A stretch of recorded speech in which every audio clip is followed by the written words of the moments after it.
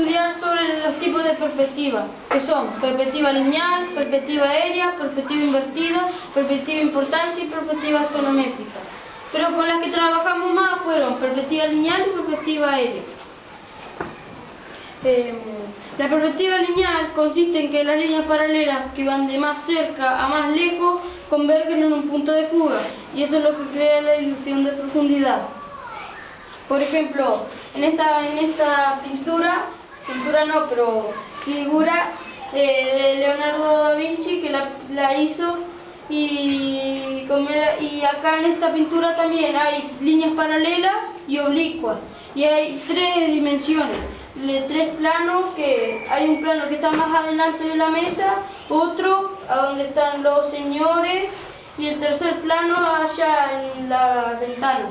Y las líneas oblicuas también se entran hacia el punto de fuga, como las líneas paralelas, que son estos ventanales, y las líneas oblicuas, como así, que está mirando el espectador, que se dé cuenta que esas líneas oblicuas centren al personaje principal, Jesús.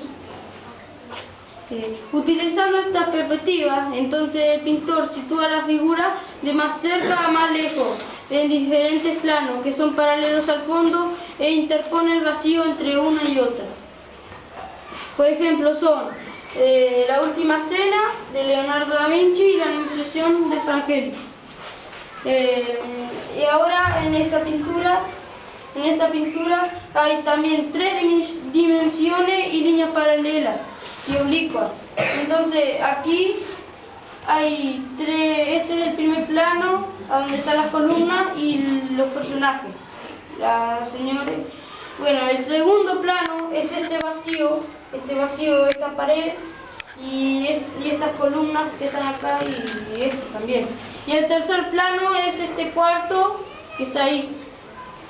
Bueno, y entonces el punto de fuga está como si el rayo del sol señalara dónde está él, pero está un poco más abajo, es oblicua con esta columna, que es donde está el punto de fuga. Esto se corta un poco más abajo del punto de fuga, que es una ventanita que está aquí. En la Anunciación de Frangélico, pintada a fresco en el pasillo del convento de San Marcos en Florencia, la perspectiva lineal es construida en una precisión geométrica hasta los mínimos detalles arquitectónicos. El punto de fuga es una ventanita que llama irresistiblemente la atención del espectador, como si él tiene que entrar en la pintura, pero no puede, para centrarse en la belleza del acontecimiento. Otra perspectiva que estudiamos es la perspectiva aérea. La perspectiva aérea perfecciona la perspectiva lineal. Se observa la atmósfera que envuelve los objetos, esfumando las líneas, eliminando los límites y formas.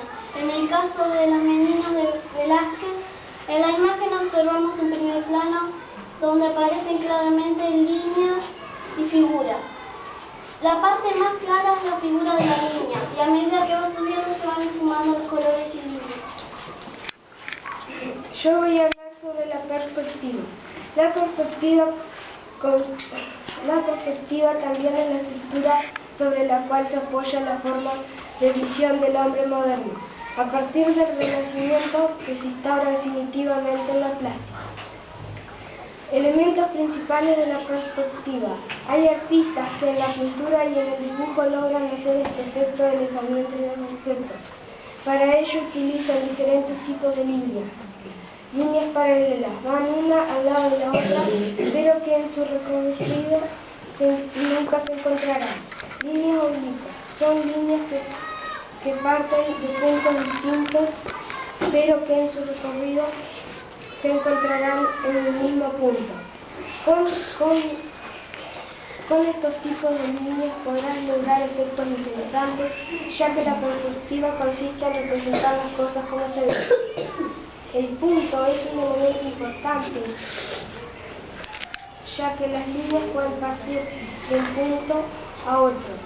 Para lograr la perspectiva se mezclan los diferentes tipos de líneas y el punto aunado en el cambio del tamaño de los objetos.